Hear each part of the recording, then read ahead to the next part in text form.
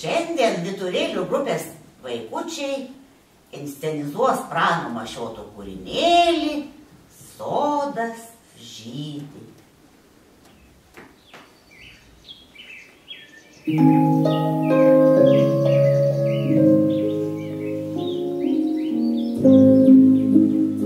Žydi sodo medžiai, pavasario šventę švenčia, oras smagiai kvepia, skaistų žiedai akį veria, bitelės pavasario saulės pažadintos, po orą nardo, zimzi, šaudo,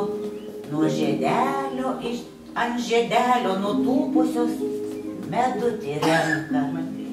Džiaugiasi vyšnios, obelis, slyvos, kad jas bitelės lanko. Medutį berinkdamos nuo savo kūnelių, nuo vieno žiedelio ant kito nešioja.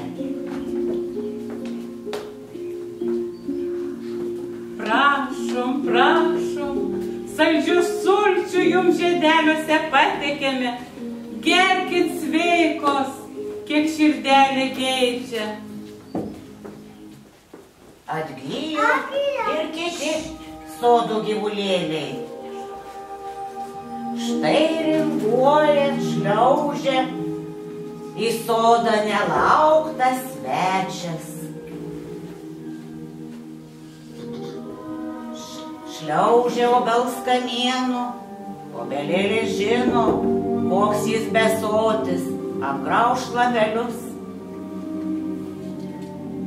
Nelaukia medžiai tokio svečio.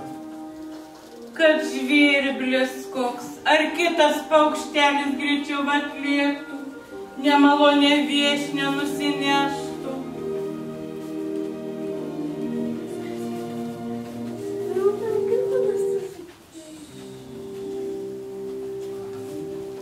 Ir paukšteliai laksto šakose nardo, nuo kirvelių valo, tik visų nurinkti nesuspėja. Lankykitės paukšteliai, kuriam patinka mūsų šakelėse, lizdelius kraukitės, vaikelius perėkite, savo dainelėmis mus linksminkite.